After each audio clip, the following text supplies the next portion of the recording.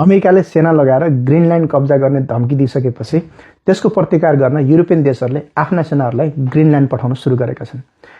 ट्रम्पले बेला बेलामा गर्ने युरोपियन देशहरूका नेताहरूको बेइज्जती, बेला बेला युरोपियन देशहरूलाई ट्यारिफ लगाइदिन्छु भनेर धम्क्याउने र विभिन्न कुराहरूमा युरोपियन देशहरूलाई जुन हेप्ने गर्थ्यो, युरोपियन देशहरूले अब त्यो नसहने निर्णय गरेका छन्।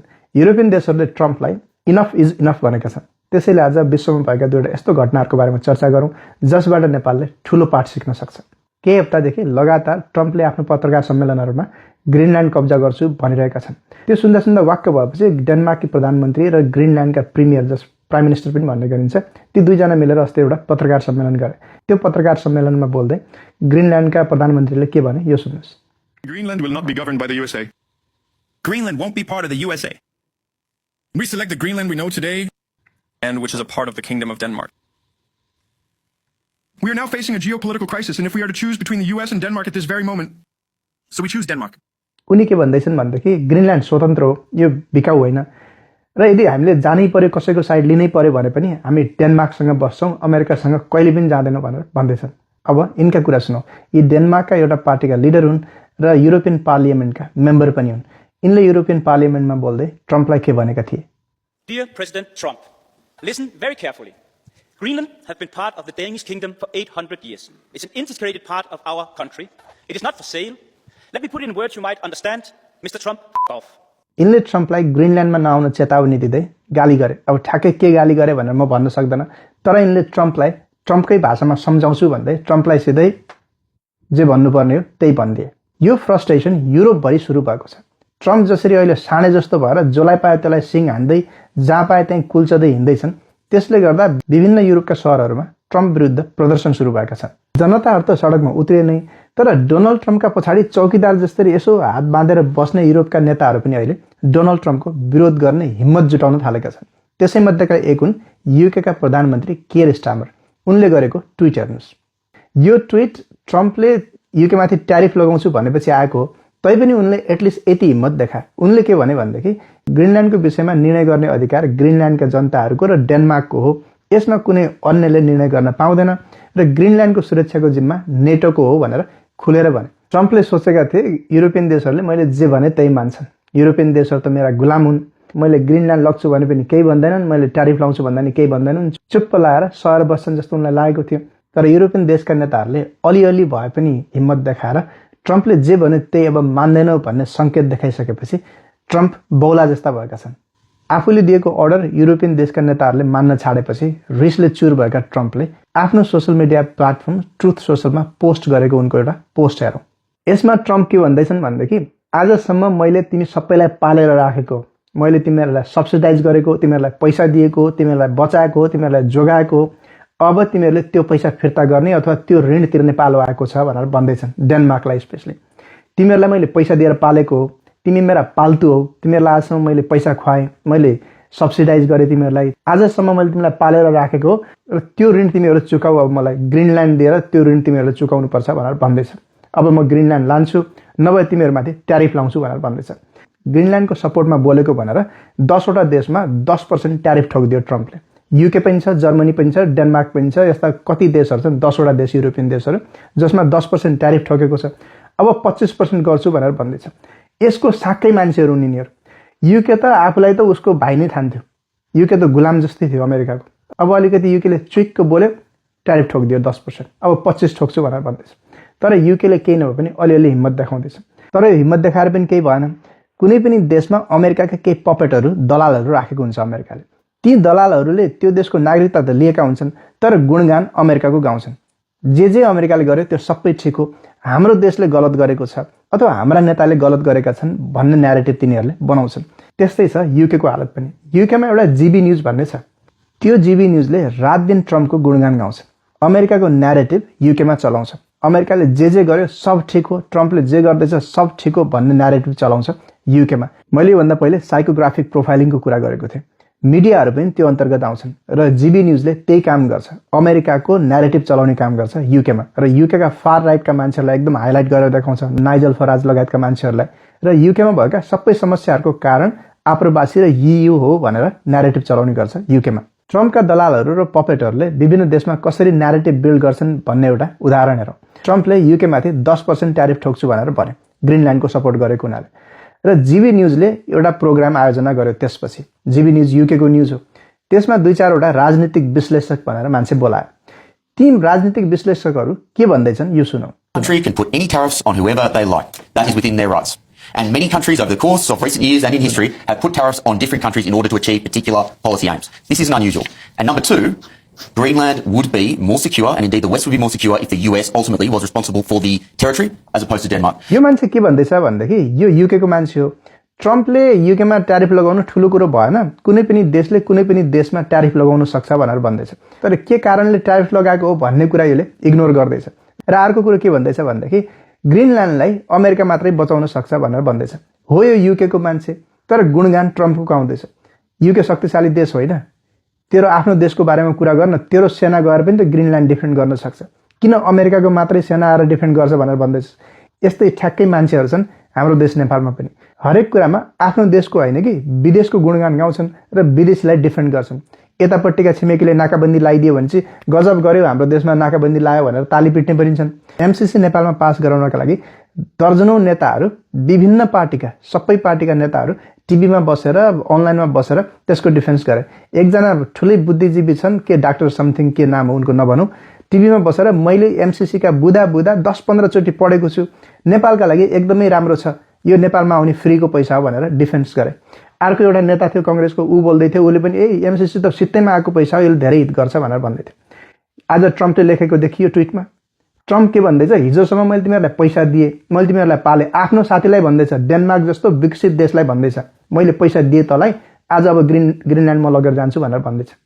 युरोपियन देश जस्ता विकसित देश जसको आर्मी पनि राम्रै छ त्यस्ता देशलाई त ट्रम्पले के भन्दैछ भन्दाखेरि हिजोसम्म मैले तिमीलाई खुवाएँ, हिजोसम्म तिमीलाई मैले पैसा दिएँ, अब त्यसको ऋण तिर तिमीहरू भनेर भन्दैछ। नेपालमा किन पैसा दिन्छ सित्तैमा? अरे मूर्खहरू, नेपालमा सित्तै पैसा दिनुको के कारण छ? टाढाको अमेरिका आएर तिम्रो देशमा पैसा दिनुको केही मतलब बन्छ? तिमीहरूलाई अहिले ऊ पैसा दिन्छ, खुवाउँछ र भोलिको दिनमा भन्छ मैले हिजो पैसा दिएको थिएँ तिमीहरूलाई, अब निकाल तिमी, पैसा दिन सक्ने हैसियत छैन तिमीहरूको, अब म तिम्रो देशमा बेस बनाउँछु भन्छ। केही भन्न सक्छौ? कसैको पैसा खाइसकेपछि तिमी केही भन्न सक्छौ? फ्रीको पैसा आयो, फ्रीको पैसा आयो, फ्रीको पैसा आयो भनेर भन्छौ। फ्रीमा कुन देशले कसका लागि गर्छ केही कुराहरू? उही पनि अमेरिका जस्तो देश। अमेरिकाका दुईवटा मात्र इन्ट्रेस्ट छन्, मैले पटक पटक भन्दै आएको छु। एउटा उसको सुरक्षासँग सम्बन्धित छ, अर्को पैसासँग सम्बन्धित छ। त्यो दुई बाहेक अरू दुनियाँमा उसको न कुनै शत्रु छ, कुनै मित्र छ। भोलिको दिनमा यदि रसियासँग र चाइनासँग व्यापार राम्रो भयो भनेपछि सबभन्दा बेस्ट फ्रेन्ड बन्छन् यिनीहरू। अमेरिका, रसिया र चाइना सबभन्दा राम्रा मिल्ने साथी बन्छन्। अमेरिकाले यी दुईवटा स्वार्थ हेर्छ, सुरक्षा र पैसा। यो बाहेक उसलाई कसैको केही मतलब छैन, कोही उसका साथी छैनन्। यी साक्कै साथीहरू थिए युरोपका, त गुलाम जस्तै थिए, जे भने त्यही मान्थे। आज त्यही देशमा ट्यारिफ लाउँदैछ, उनीहरूकै जग्गा हडप्ने कुरा गर्दैछ। को साथी? नेपाल साथी हुन्छ? अब एउटा अर्को घटना सुन्नुहोस्, त्यसबाट पनि नेपालले पाठ सिक्न सक्छ। ट्रम्पले नोबेल शान्ति पुरस्कार पायो र त्यो नोबेल शान्ति पुरस्कार ट्रम्पलाई दिने भनेको भेनेजुएलाको मान्छे। भेनेजुएलामा 2-3 हप्ता पहिले गएर ट्रम्पले बम खसालेर आयो, राजधानी ध्वस्त बनाएर आयो, त्यहाँका विभिन्न स्ट्रक्चरहरूलाई सिद्धायो र त्यहाँको जुन राष्ट्रपति छ त्यसलाई अपहरण गरेर लग्यो। त्यो देशकी एकजना मान्छे आएर हिजो ट्रम्पलाई नोबेल शान्ति पुरस्कार दिएर गए। आफ्नै देशमा ट्रम्पले बम खसालेर गएको छ, आफ्नै राजधानी ध्वस्त बनाएको छ, आफ्नै राष्ट्रपतिलाई अपहरण गरेर लगेको छ। र जुन आफ्नो देशको दुश्मन हो, जसले आफ्नो देश ध्वस्त बनाएको छ, उसकै देशमा गएर आफूले पाएको नोबेल शान्ति पुरस्कार, ओहो तिमी त शान्तिका दूत रहेछौ भनेर ट्रम्पको खुट्टामा चढाएर आए भेनेजुएलाकी विपक्षी दलकी नेताले। ट्रम्पलाई आफ्नो नोबेल पिस प्राइज दिने मान्छेको नाम हो मारिया कोरिना मसाडो भन्ने। मारिया कोरिना मसाडो भेनेजुएलाको विपक्षी पार्टीकी नेता हुन् र उनी अमेरिकासँग एकदमै नजिकी मानिन्छन्। अमेरिका 20औं वर्षदेखि भेनेजुएलामा रिजिम परिवर्तन गर्न लागेको थियो, तर सकेको थिएन।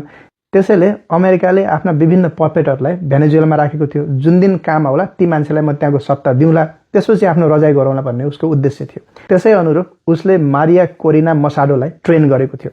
मारिया कोरिना मसाडो भेनेजुएलामा एउटा व्यापारिक घरानामा जन्मिएकी मान्छे हुन्। उनका परिवारका विभिन्न किसिमका बिजनेसहरू थिए भेनेजुएलामा र ती बिजनेसहरूसँग युएसका मान्छेहरूको पार्टनरसिप थियो।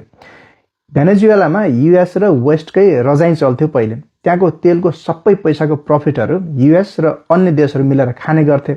जब 1999 मा ह्युगो चावेज भेनेजुएलाका राष्ट्रपति बने, उनले यी सम्पूर्ण कम्पनीहरूलाई यहाँबाट निस्क्यौ अब हामी यहाँ सबै जति इन्डस्ट्री छ सबलाई राष्ट्रियकरण गर्छौँ, तिमीहरूले हामीलाई लुट्यौ भनेर धेरै कम्पनीहरूलाई त्यहाँबाट निकालिदियो। र 2010 मा यी मारिया कोरिना मसाडोको जुन पारिवारिक बिजनेस थियो त्यसलाई पनि राष्ट्रियकरण गरिदिए ह्युगो चाभेजले।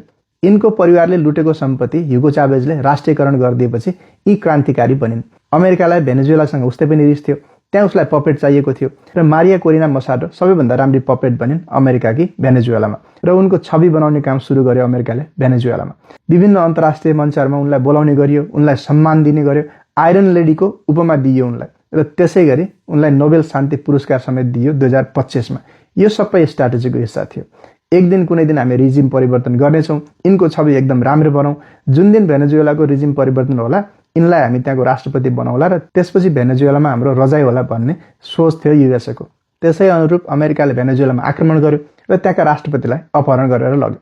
त्यसपछिको घटना झन् इन्ट्रेस्टिङ छ। निकोलस मादुरोलाई अपहरण गरेर अमेरिकाले लगिसकेपछि भेनेजुएलाकी उपराष्ट्रपति त्यहाँकी राष्ट्रपति बनिन् डेल्सी रोड्रिग भन्ने। डेल्सी रोड्रिग राष्ट्रपति बनिसकेपछि ट्रम्पको पाउमा लम्पसार परिन्। आफ्नो राष्ट्रपति अपहरण गरेर लगेको मतलब छैन, आफू राष्ट्रपति बनिन्। त्यसपछि उनले के भनिन् भनेपछि पुरानो राष्ट्रपति भाडमा जाए, अब हामी कुरा गरौँ, ट्रम्प र म कुरा गर्छौँ, म राष्ट्रपति भइहालेँ, ट्रम्पले जे भन्छ म मान्छु, हामी मिलेर जाउँ भनेर ट्रम्पलाई भनिन्। अब त्यति भनिसकेपछि ट्रम्पलाई अर्को मान्छे त्यहाँको राष्ट्रपति बनाउनुको के अर्थ रह्यो? त्यो भइसकेपछि फसाद पर्यो मारिया कोरिना मसाडोलाई। उनले के सोचेकी थिइन् भनेपछि रिजिम परिवर्तन हुने बित्तिकै त म राष्ट्रपति हो, नोबेल पुरस्कार मैले पाएको छु, ट्रम्पको सबैभन्दा नजिकको म हुँ, अब रिजिम परिवर्तन भयो, पालो मेरै हो भन्ने थियो। तर ट्रम्पलाई के मतलब? ट्रम्पलाई त आफ्नो कामसँगको मतलब छ, आफ्नो बिजनेससँगको मतलब छ। डेल्सी रोड्रिगले मै काम गरिदिन्छु, म सबभन्दा दलाल तिम्रो मै हुँ भनिदिइसकेपछि त अब मारिया कोरिनाको त्यहाँ आवश्यकतै भएन। ट्रम्पले त्यसपछि उनलाई इग्नोर गरिदिए। डेल्सी रोड्रिग राष्ट्रपति भइन्, ट्रम्पलाई तेल दिन पनि सुरु गरिन् र ट्रम्पका कम्पनीहरूलाई अब आऊ हाम्रो देशमा तेल उत्पादन गरेर पनि भनिदिइसकेपछि त मारिया कोरिना साइड लागिन्। त्यसपछि मारिया कोरिना दौड्दै अमेरिका पुगिन् हिजो अस्ति र ट्रम्पका खुट्टामा यसरी परेर हजुर मलाई किन साइड लाग्नु भयो, यो मेरो जुन नोबेल पुरस्कार छ त्यो पनि हजुरलाई नै, शान्तिका दूत हजुर नै हो, हजुर मालिक, म त तपाईँको सबभन्दा ठुलो सेवक हो, मलाई त्यहाँ राष्ट्रपति नबनाएर किन त्यहाँ अर्कै मान्छेलाई राखेको? राष्ट्रपति बन्न लागेको मान्छे त म हुँ नि, आजसम्मको मेहनत मैले गरेको, आजसम्म तपाईँहरूलाई मालिस मैले गरेको, मलाई किन राष्ट्रपति नबनाएको भनेर ट्रम्पलाई कम्प्लेन गर्न पुगिन्। अब ट्रम्पले उनलाई थामथुम पारे होला नि, ठिकै छ तिम्रो पालो आउला, अहिले त्यसैले काम चलिरहेछ, त्यहाँ काम गर्न देऊ भनेर भन्यो होला नि। यसरी दलाली गर्नका लागि तछाड मछाड छ देशभित्रका मान्छेहरूको। डेल्सी रोड्रिग जो पहिले उपराष्ट्रपति छन् अहिले राष्ट्रपति बनिहालिन्, उसलाई त्योभन्दा बढी के चाहियो? आफ्नो देशको राष्ट्रपति अपहरण गरेर लगिसक्यो। अर्की मान्छे मसाडो, उनलाई पनि अब राष्ट्रपति बन्नु छ र त्यसरी सत्तामा आउनका लागि को बढी दलाली गर्न सक्ने भनेर ट्रम्पका खुट्टा मल्न गइरहेछन् यी दुवैजनाहरू। एउटा देशका मान्छेहरू जहाँ ट्रम्प गएर बम खसालेर त्यहाँको राष्ट्रपतिलाई अपहरण गरेर लग्यो, त्यहाँका मान्छेहरू अब म दलाली गर्छु भनेर तछाड मछाड गर्न थालेका छन्। त्यस्तै हो नेपालमा पनि। नेपालमा एमसीसी लगायत विभिन्न यस्ता प्रोजेक्टहरू लिएर आउँछ र त्यसको दलाली गर्न नेपालीहरू तछाड मछाड गर्दैछन्। म ठुलो दलाल कि ऊ ठुलो दलाल भनेर लागिरहेछन्। हाम्रो देशमा पनि यस्तै विभिन्न देशहरूको डिफेन्ड गर्ने धेरै मान्छे छन्। उतापट्टि इन्डियाले नाकाबन्दी गर्दा कतिपय मान्छे यहाँ ताली बजाएर धेरै राम्रो गरे हाम्रो देशमा नाकाबन्दी लगाएर भनेर भन्ने मान्छेहरू पनि थिए। यता एमसीसी ल्याउँदा यस्तो एकदम राम्रो हो, मैले 15 पटक पढेको छु, धेरै राम्रो छ भन्ने दलालहरू पनि छन् यहाँ। त्यसैले यस्ता दलालहरूबाट सचेत बनौँ, आफ्नो देशभित्र भएका दलाल चिनौँ। को मान्छेहरू आफ्नो देश हितमा नबोलेर अर्काको देश हितमा बोल्दैछन् आफ्नो स्वार्थका लागि भनेर बुझौँ।